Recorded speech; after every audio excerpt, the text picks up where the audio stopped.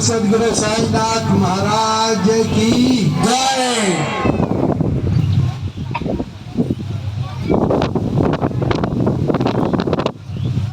आप लोग शांति बनाए।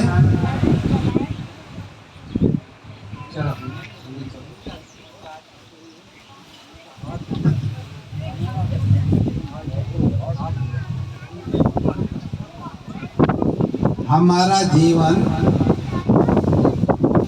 किस लिए मिला है? भक्ति करने के लिए। कोई भी व्यक्ति को भक्ति करने के लिए एक बार ईश्वर देता है। कौन? मनुष्य योनि।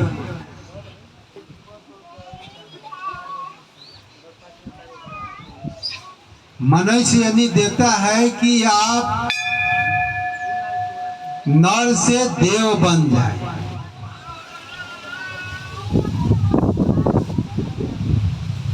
नर से देव बनाने के लिए देता है। पहले हम सदगुरु का नमन कर कर बोलेंगे। गुरु ब्रह्मा गुरु विष्णु गुरुदेवो महेश्वर गुरु साक्षात परब्रह्म तस्मै श्री गुरुवे नमः। तमेव माता च पिता तमेव बंधो च सखा तमेव विद्या द्रविड़ं तमेव सर्वं मम देव ब्रह्मानंदं परम सुखदं केवलं ज्ञानमूर्तिः दंडातीतं गगन सदृश्यं तत्त्वं स्यामिति लक्ष्यम् एकं नित्यं विमलमचलं सर्वधी साक्षिभूतं भवातीतं त्रिगुणरहितं सद्गुरुं तं नमामि। सर्वप्रथम हम गुरु को नमन कर रहे हैं, क्योंकि गुरु ही है जो हमें मनुष्य से देवता बनाने में क्या है? शक्ति है। देवताओं में शक्ति नहीं है कि आपको देवता बना दे, लेकिन सदगुरु में वो शक्ति है कि आपको देवता बना देंगे। देवता कौन? देवों का देव, उसे देवता कहते हैं। ऐसा नहीं कि ओम वरुणाय नमः, ओम कुबेराय नमः, ओम इंद्राय नमः, ये देवता है। ये बहुत नीच कोटि के देवता।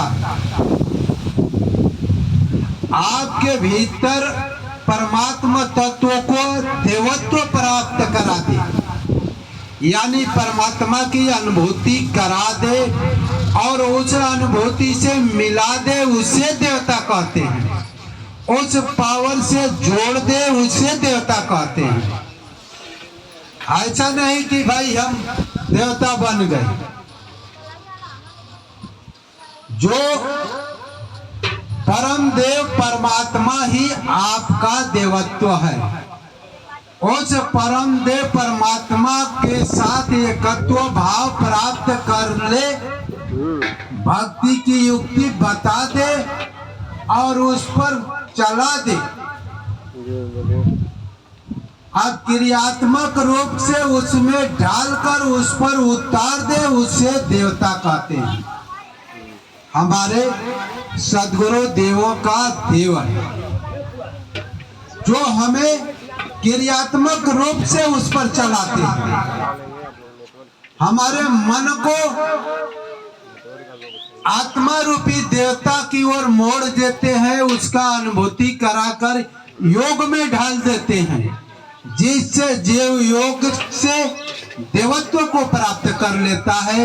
यानी देव तत्व आत्मा जो है परमात्मा है, उससे मिलाकर उसमें स्थिति करा दे और वही बना दे, वो देवता है, वो देता है।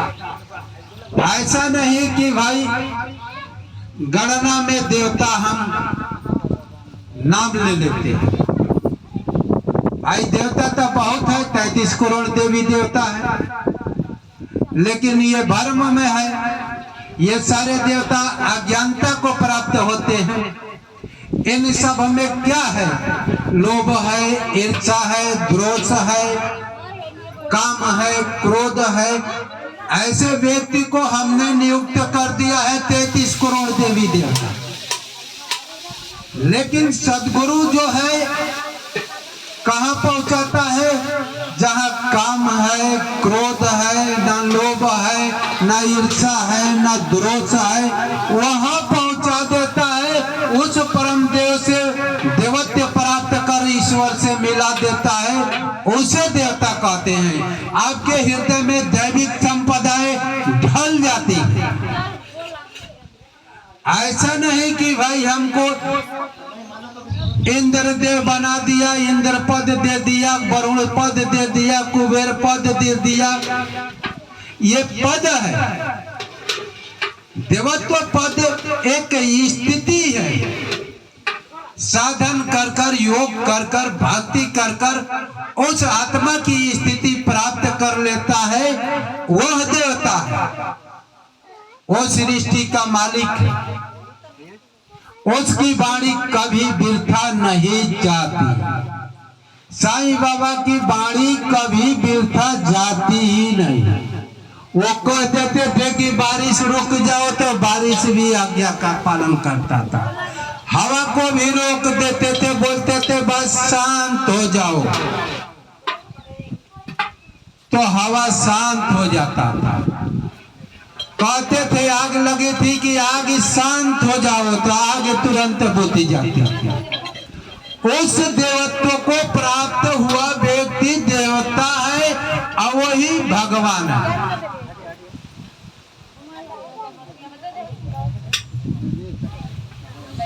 उसी को भगवान कहते हैं। शिव जी ने भी उसी आत्मा में स्थिति पाए हैं साधना कर कर। विष्णु ने भी साधना कर कर उसी आत्मा में स्थिति पाए हैं, तो विष्णु भगवान कहे जाते हैं, शिव भगवान कहे जाते हैं।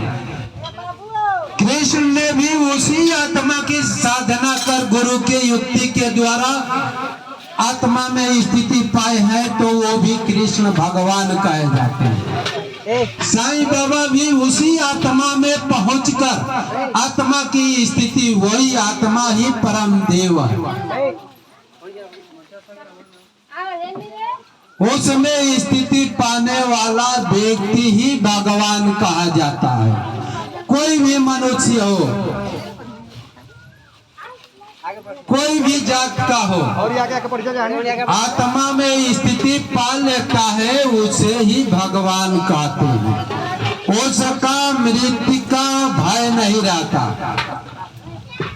वो तीनों गुण से अतीत हो जाता। न काम रहता है, न क्रोध रहता है, न लोभ रहता है, न ईर्ष्या रहती है, न द्वेष रहता है। वो प्रकृति से परे तत्व हो जाता है, उसे देवत्व कहते हैं। ऐसा नहीं कि हमको ईर्ष्या लोभ ही है कि भाई हमको पैसे मिल जाता, खूब धन मिल जाता। उसके अंदर देवता के पास देने की क्षमता आ जाती है, वह देवता। उसकी वाणी पूरे ब्रह्मांड में कोई ऐसी शक्ति नहीं है कि काट सकती, वह देवत्व। ऐसा नहीं कि हम कोई महामंडलेश्वर बन गए, शंकराचार्य पद पा लिए। पद अलग है, स्थिति अलग है। आत्मा में स्थिति अलग होती है, उसमें स्थिति है ही नहीं। आत्मा को पाए नहीं, आत्मा हम बने नहीं, हम शरीर बने हैं, तो हम देवत्व को प्राप्त हुआ ही नहीं। हमारी तो दृष्टि चमड़ी तक है कि वो चमार है, वो दुसाध है, वो ये है, वो मुसलमान है। ये हमारी दृष्टि है।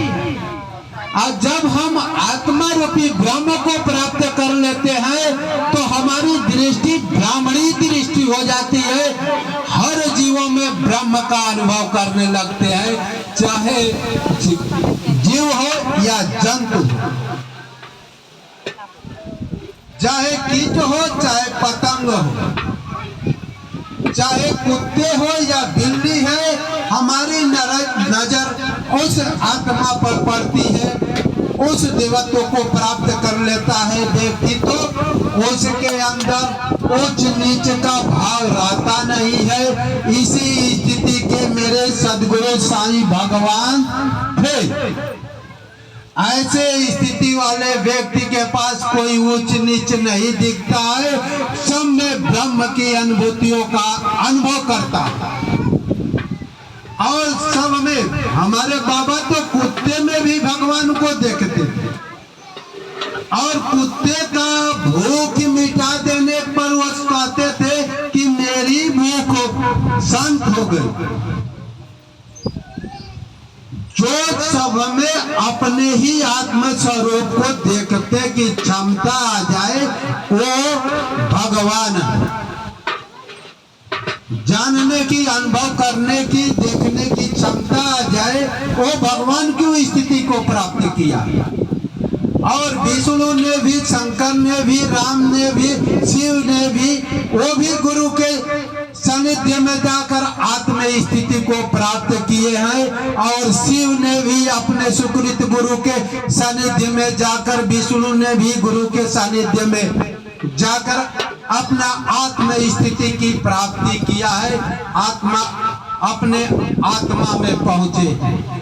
आत्मा से जो दूर है उसकी दृष्टि चमड़ी पर होती है, और जो आत्मा में है, आत्मा से स्थिति प्राप्त कर लेता है, उसकी दृष्टि ब्राह्मणी दृष्टि हो जाती है। वो सब में ब्रह्म का ही अनुभव करता है, न कोई नीच देखता है, न कोई उच्च देखता है। ऐसे स्थिति को प्राप्त किए गए व्यक्ति हमारे सदगुरु साईं भगवान थे। ये स्वयं अवतारी थे। ये कई जन्मों से अवतार ले रहे हैं। इनका 10 जन्म तक अवतार हुआ। अवतारी पुरुष उसे कहते हैं कि परमात्मा ने चुन कर भेजता है कि तुम जाओ, ऊंचे से नीचे की स्थिति पर आकर नीचे के लोक में शरीर धारण करना, उसे अवतार कहते हैं। वो तो निरंकार होते हैं, उनको शरीर की, साईं बाबा की शरीर की आवश्यकता नहीं थी। लेकिन साईं बाबा हम सब जीवों को उद्धार करने के लिए नीचे के लोक में आकर मानव शरीर धारण कर कर उस ब्रह्म का संदेश बताते हैं कि तुम्हारा यहाँ देश नहीं है। तुम्हारा देश कहाँ है? तुम्हारी अंतर आत्मा के जगत में तेरा देश है। अंतर आत्मा में पहुंच जाओगे, सारा ब्रह्मांड समाप्त हो जाएगा, एक परमात्मा ब्रह्मांड की शुरुआत हो जाएगी। चेतन ब्रह्मांड की शुरुआत हो जाएगी, अविनाशी ब्रह्म की ब्रह्मांड की शुरुआत हो जाएगी। वहां आप पहुंच जाएंगे जहां फिर मरना जरना नहीं रहता है। ईश्वर अंश जीव अविनाशी चेतन अमल सहज सुख राशि, सुख के राशि में पहुंच जाओ। ऐसे जगह नहीं पहुंचेंगे कि भाई वहां दुख है। सुख और दुखों से पार चले जाओगे। ये आत्मा देह के बंधन में फंसी हुई है कि मैं गरीब हूँ, मेरा 2 ही घर है, फलाने की बिल्डिंग है, यही हमारा दृष्टि है। लेकिन जब साधना करके गुरु के बताए हुए नियमों पर चलेंगे तो उसमें स्थिति पालेंगे, तो आपके पास पावर आ जाएगा कि तुम बिल्डिंग का निर्माण कर सकते हो। कहोगे भिखारी क्या को, तो करोड़पति बन जाएगा। ऐसी क्षमता आ जाएगी। तो हमारे सदगुरु भगवान ऐसी क्षमता वाले व्यक्ति थे। अब हम उनके कुछ नियमों का साईं चरित्र के माध्यम से उदाहरण प्रस्तुत करेंगे। एक छोटी सी कथा कहकर साईं बाबा का सामा एक भक्त था, बहुत सरल और दृढ़ निष्ठा वाला। दृढ़ निष्ठा का मतलब ये है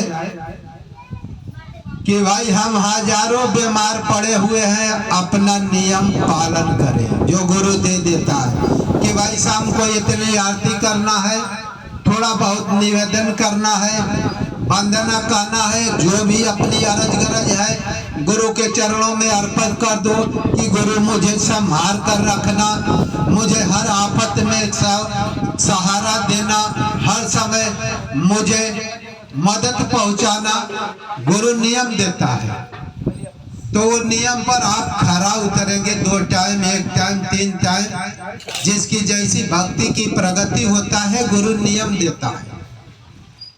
जब उस नियम में आप पक्का खरे उतर जाते हैं,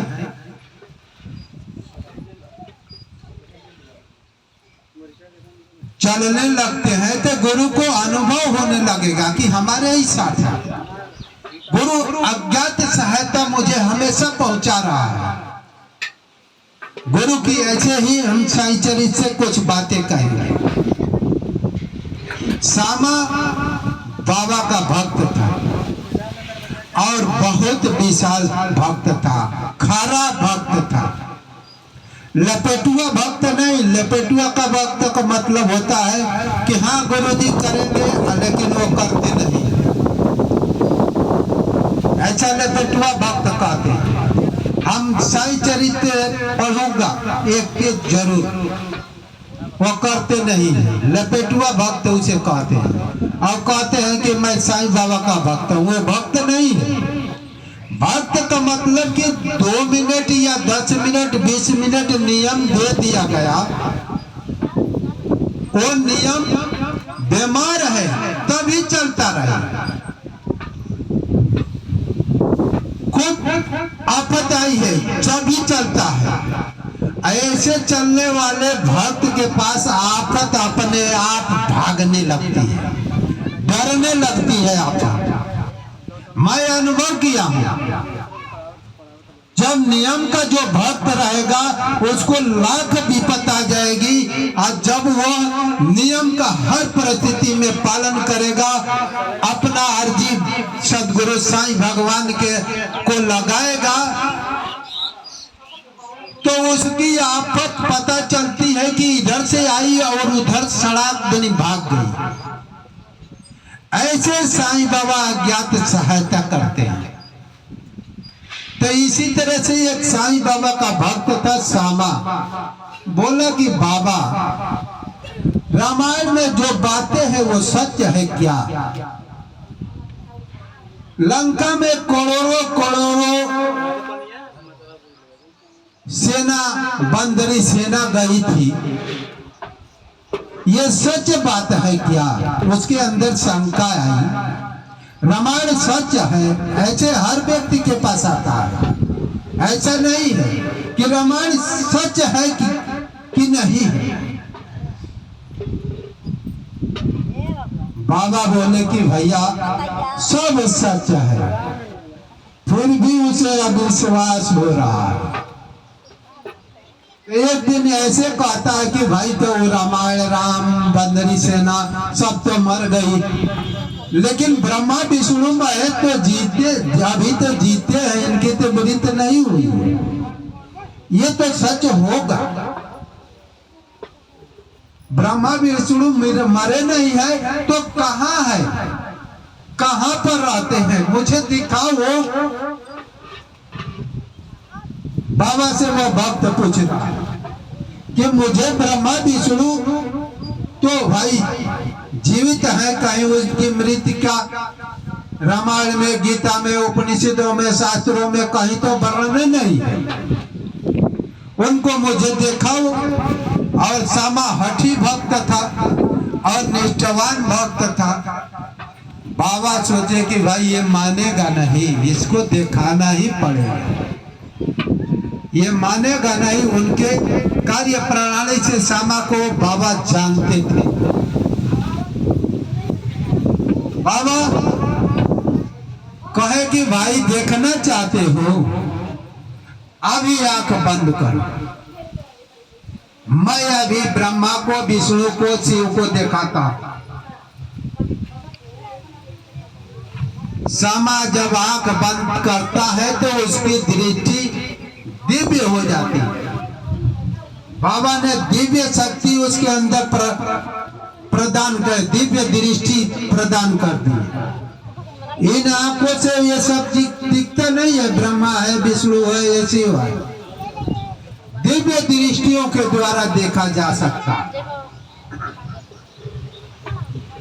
तो बाबा पहले ब्रह्मा जी को दिखा रहे हैं कि ब्रह्मलोक में कमल के आसन पर ब्रह्मा जी विराजमान है और सब देव उनकी स्थिति कर रहे हैं। वहां पर सब लोग उसके तरफ हाथ जोड़कर खड़े हुए हैं, ऐसा दिखाते हैं ब्रह्मलोक के वातावरण को। उसके बाद तुरंत विष्णु लोक को दिखाते हैं। शिव विष्णु लोक में शिव जी बैठे हुए हैं और सब लोग उनकी स्थिति का गायन कर रहे हैं, सब लोग उनकी स्थिति का गायन कर रहे हैं। फिर इसके बाद शिव लोक में ले जाते हैं और शिव गण को भी दिखाते हैं, शिव भक्तों को भी दिखा रहे हैं कि शिव की स्थिति गायन कर रहे हैं। उसके बाद बाबा ने अपनी दृष्टि खींच ली और फिर बोला कि क्या श्यामा तुम ब्रह्मा विष्णु महेश को देखे?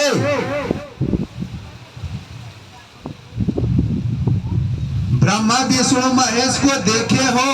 कह रहे हाँ प्रभु अभी तो देखा, हाँ मेरे सदगुरु। साईं के पास वो शक्ति है कि आपको दिखा सकते हैं, मुझे भी दिखाए हैं, ऐसा बहुत चमत्कार किया, मुझे भी ऐसा अनुभव कराए हैं। अब बहुत मैं कितना वर्णन करूं। एक बार मैं ध्यान में तल्लीन हो रहा था। हमारी सूरत जो है, मन की दृष्टि का नाम सूरत होता है। इन आंखों से कोई ईश्वर को देखता नहीं है और देखता है तो वो झूठा बोल रहा है, क्योंकि कृष्ण ने भी अर्जुन को दिव्य दृष्टि दिया, तब कृष्ण स्वरूप को वो देखे, कृष्ण की दिव्यता को देखे। वेद व्यास ने संजय को अपनी दिव्य दृष्टि दिया तो संजय ने भी कृष्ण की दिव्यता को देखा। इन आंखों से कोई ईश्वर को देखता नहीं।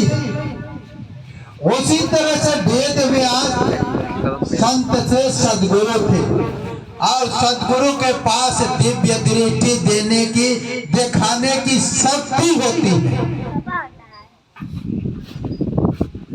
जो इन आंखों से नहीं दिखता है उसे दिखा देते हैं। आप लोग शांतिपूर्वक सुने, आप लोग को वहां चलना, यहाँ तो यह सब माया की बाजारें हैं।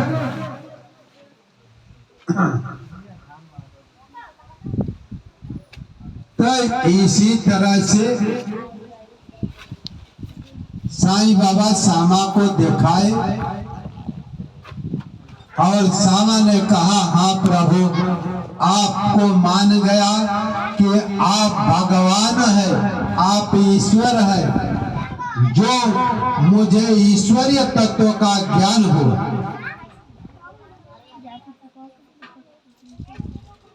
ये शक्ति देवी देवताओं में नहीं,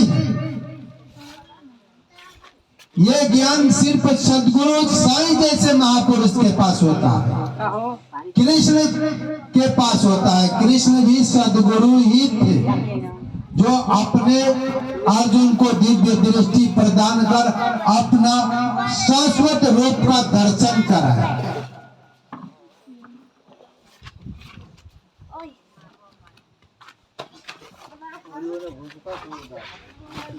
अब हम साईं चरित्र के तरफ चलेंगे और देखिए बाबा भक्तों के लिए क्या कह रहे हैं, उस पर व्याख्या हो। बोलिए सदगुरु साईनाथ महाराज की जय।